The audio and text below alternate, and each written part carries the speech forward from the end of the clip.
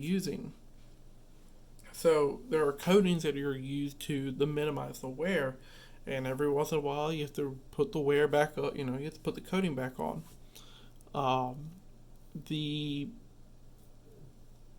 what is it? The bridge that runs in California. I can't remember the name at the moment, but they have to constantly Golden Gate Bridge. There it is.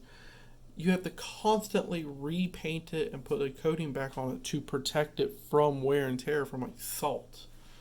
So these are things to remember when it comes to metal to non-metal, that certain non-metal stuff will wear away metal.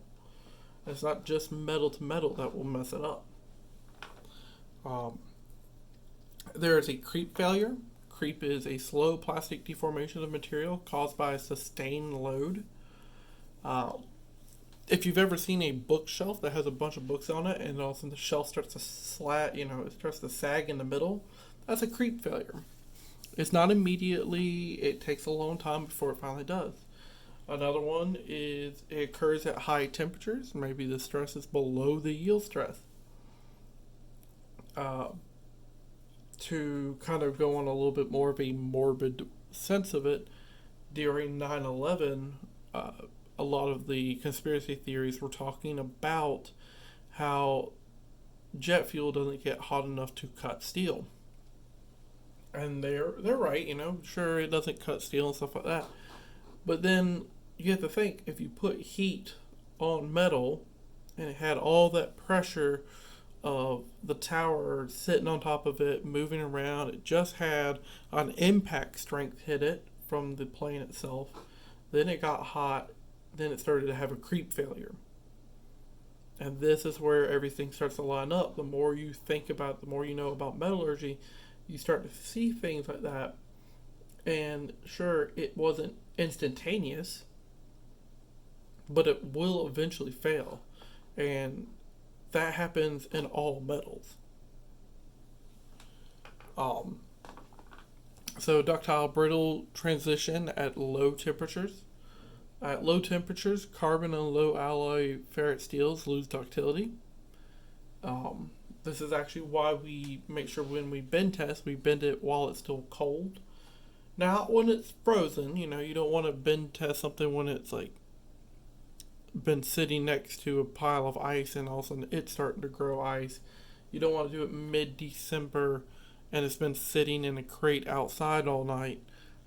That's not when you do it. You want to do it when it's about 60 to 70 degrees, or you want to bend it to the temperature of what it's going to be dealing with. You don't want to do it while it's hot because you've increased its ductility and it shouldn't snap them. The impact strength and toughness strength is greatly decreased. The ductile brittle transition temperature varies with types of steel.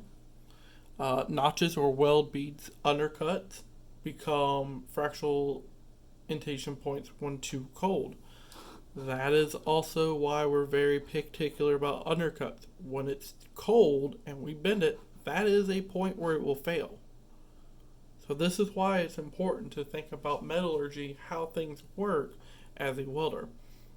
So, why does my weld fail? Well, did you have undercut? Yes, there you go. It is a weak point. It is a weak point in the ductility brittle tension. Did you do it while it was too hot? Did you do it while it was too cold? These are all things to remember. And key factors to think about the affecting ductility brittle transition.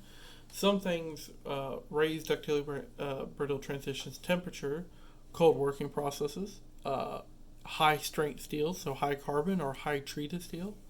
And some things lower that transition, like nickel is a very common alloy addition for low temperature applications. So this is something you think, all right, well, this could be running through the mountains. This is, you see snow in the background, so this place is cold all the time. So you got to think about, all right, well, I got to fight this cold temperature. We didn't really talk about it that much, but when metal is heated or cooled, it expands and contracts. So this is something they have to fight when they're out somewhere where it is freezing. But because it's going to be too cold, you're going to lose some of that ductility. Your ductility is going to be more brittle. So now you have to fight that. But by fighting that, you could possibly also mess it up later on in the line.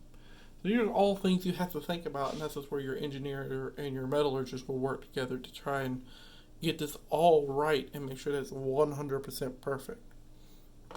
But if you have any questions, please let me know.